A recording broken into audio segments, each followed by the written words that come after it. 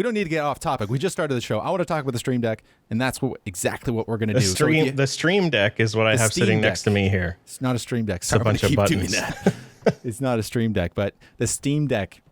So if you haven't heard, it's like Switch-like computer that you get to hold in your hands that's powered by an APU made by AMD, and it looks pretty nice. We heard about this a while ago. We talked about this a few shows ago, but we didn't get any details until now. And it looks like they are on pre-order, essentially, or reservation. You can get them in 3 different configurations. Main difference is going to be the actual storage, and we'll get into those details shortly. So Matt, is this something like you're into? I'm pretty excited about it, I would say. I don't think I will pre-order it. This is, this whole thing is relying on Valve's programmers with their, I think it's called Proton software. Like it all depends on that working properly, because this is going to be a Linux machine, and they're promising that, all your Windows games are going to be able to run on it. So I'm going to wait around and see before I jump in and put down my pre-order of $5.70 Canadian, which is that all it takes? Yeah. That's all right. So there were people like on, I think it was on Reddit. I can't remember where I read it. Some people were like had a problem with the pre-order. Like why do we have to put money down? It's maybe it's different in other countries or whatever, but $5.70, I might just do that actually. I mean, yeah, if you can get one, if they're pretty scarce, you might be able to get one and flip it. Be part of the problem. Well, no, I wouldn't do that. No. But the expected availability it's been pushed and pushed and pushed. For the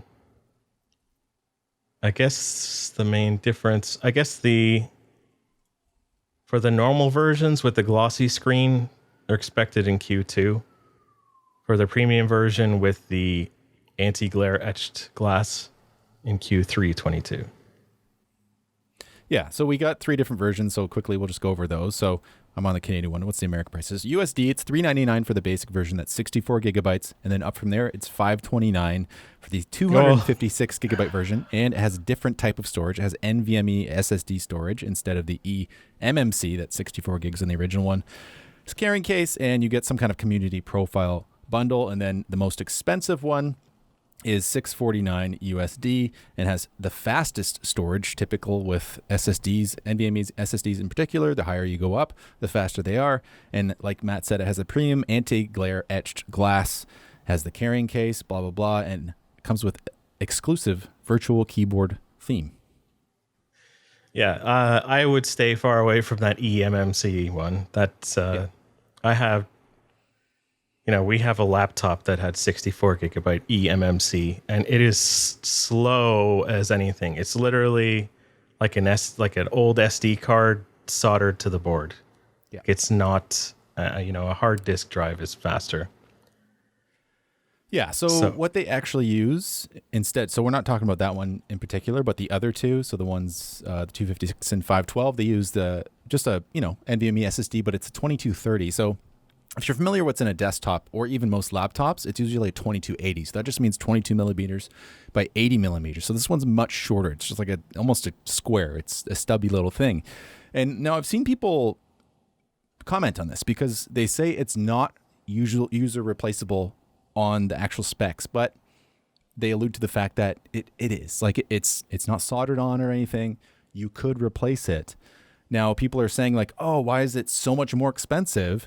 That kind of SSD only costs X amount. Okay, actually go try to find a 2230 SSD in like a 1 terabyte configuration. Like, good luck. Like, of good quality too, because a lot of these don't even have DRAM on those sizes. So, like, it's a very specific tiny use case that they're going for. Yeah, like these are what you find in really small form factor laptops. And even then, they're not going to be blazing fast. It's not going to be like a Samsung 980 Pro or something like that. It won't fit. So yeah, that's true.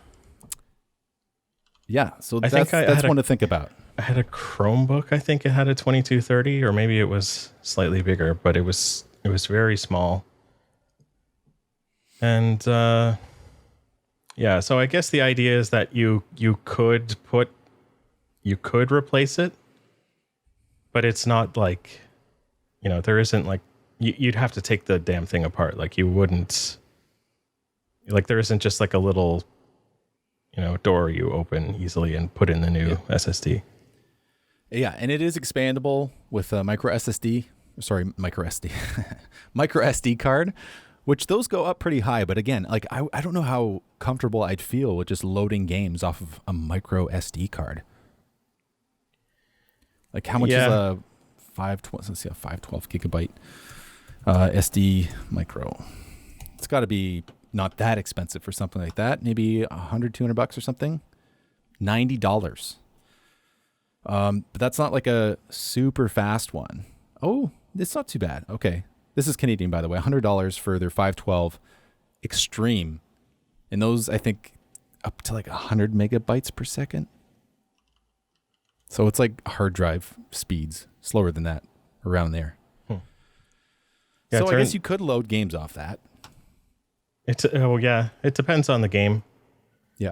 It turns out my Chromebook, actually a couple of Chromebooks that I've had, they had 42 millimeter. Okay. So yeah, a bit bigger. Yeah. Yeah. But bigger. That's what I tried to do this morning is just try to shop for a 2230. And it wasn't easy. Even on Amazon, there was a few, but they were like 128 gigs. I couldn't find much details other than they were usually 2-lane PCIe. So they were getting like 1,000 write and like 2,000 read or something. Not super fast, not bad, definitely, but not super fast. So that might be an issue. Hopefully they'll become more available in the future. I don't know if that's going to be the case, but anyways, more about the actual device itself.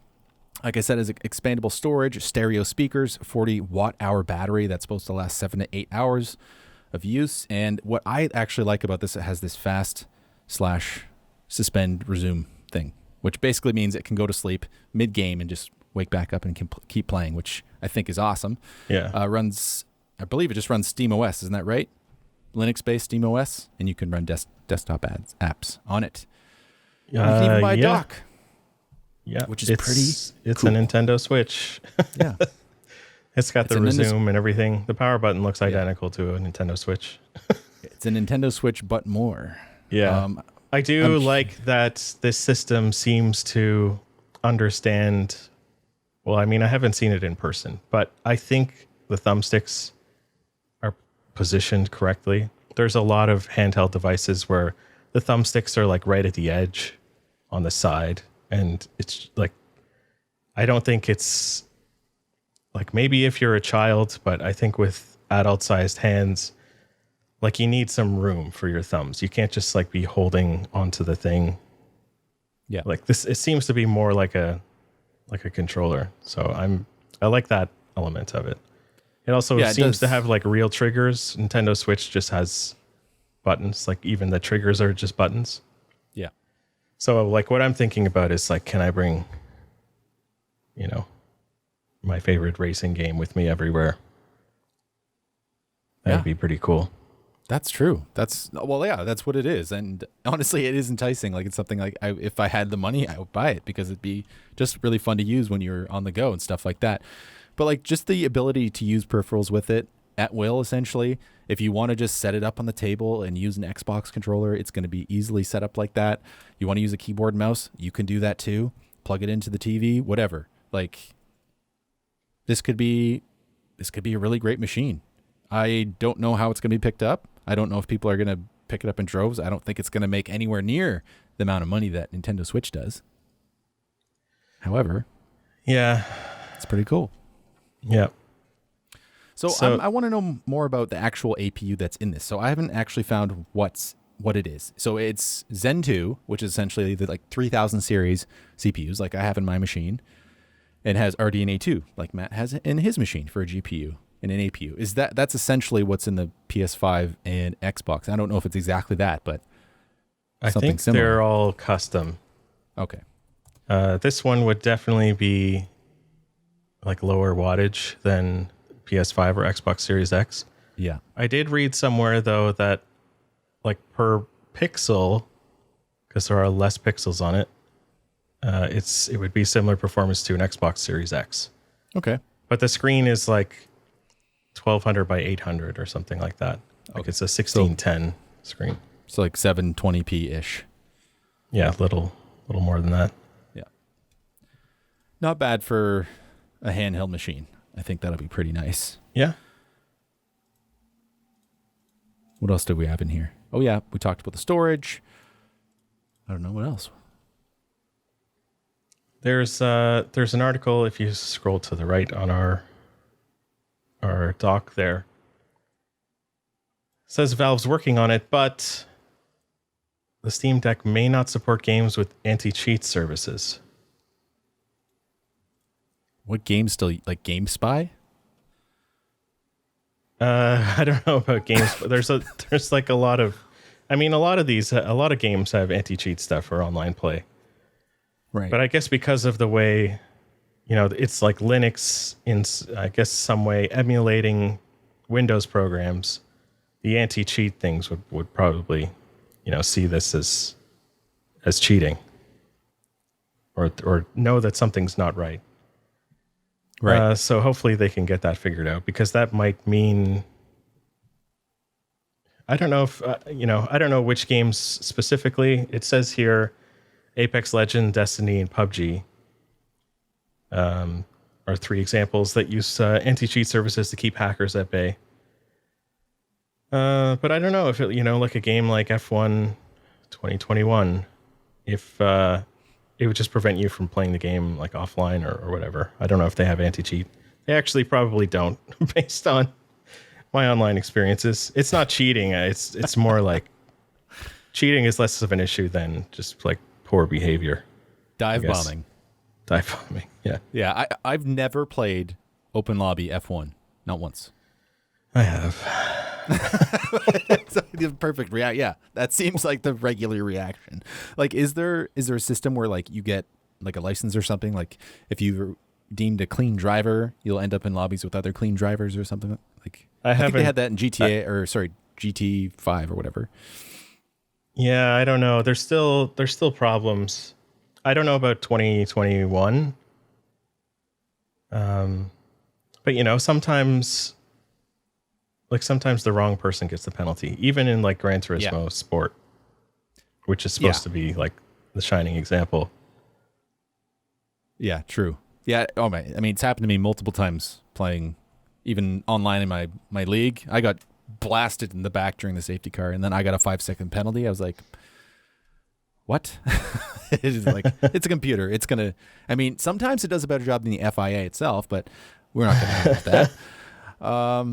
But excuse me, what I'm worried about with this Steam Deck is how much storage it has. Like we talked about, 256 or 512 right now are the bigger models.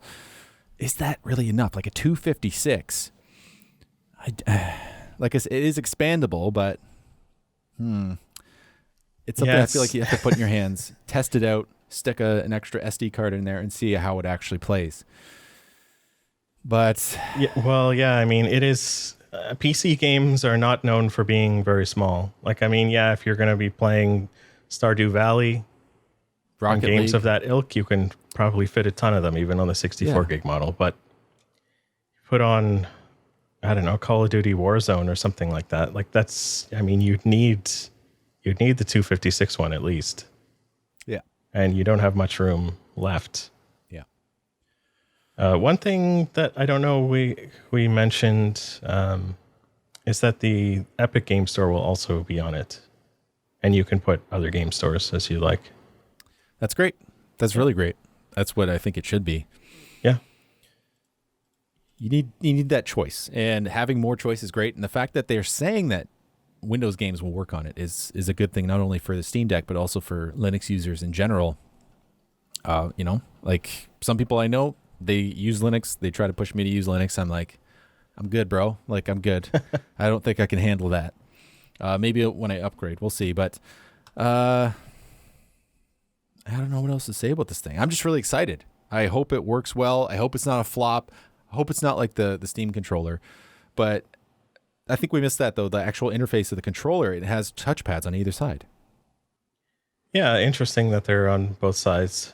I guess it's somewhat reminiscent of the Steam controller. I never used one, but I was fascinated by it. I almost bought one. I ended up buying a Steam Link, which I probably used twice. If anybody wants to buy a new Steam Link, hit me up. Yeah, if the pre-order or the reservation's only a few dollars, I might just do that. I mean, losing that in the end, I don't think is a big deal. And maybe when the time comes where I could actually get my hands on it, I'll be ready for it and wanting it. And maybe I'll just skip over the Nintendo Switch like we talked about last week anyways. Forget that. Yeah, I mean, like what the games. Switch has a lot of software going for it. The proprietary There's a lot games. What? The games. Yeah. That's what I was saying. Go please. Elaborate. I'm just saying that the Switch, what the Switch has going for it is not the hardware. I mean, in some ways it is the hardware. There's some interesting things they've done. But man, the games, like, you can only get them on the Switch. Mm-hmm. Like, well, I mean, I guess a lot of them you can get on the Wii U, but nobody bought that, so they're re-releasing them all on the Switch. But yeah, I mean, Steam Deck, I mean, you just be playing the games you're already playing. So you're just gaining portability.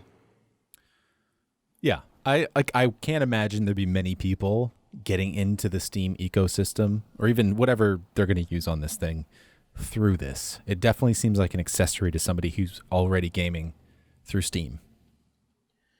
Yeah. Yeah. You know, it does look very fancy. I've been watching this, like, you know, animation of it for like the last 20 minutes, and it looks really slick, and I'd really like one, but I need to remember that I'm in the place in my life where, you know, I'm not riding the bus to work anymore. You know, I used to have so much time for all these like portable toys. I barely listen to podcasts anymore because I'm, you know, I don't have those long chunks in my life where I'm like sitting on the Go bus or what have you, getting to and from work. Yeah. Yeah, I think it's a lifestyle thing too. Yeah. I'm just curious to see how it performs. I'm really curious to see how this thing gets picked up or not. And I look forward to trying one day. So yeah, I guess it'll likely be able to use FSR. Hopefully that becomes more widely used and also upgraded. Speaking of which, can we segue into that topic? Yeah, go ahead. All right. Well, we had this topic. We had it farther down, and that's at AMD's FSR updates. So they've added more games, much like you'll.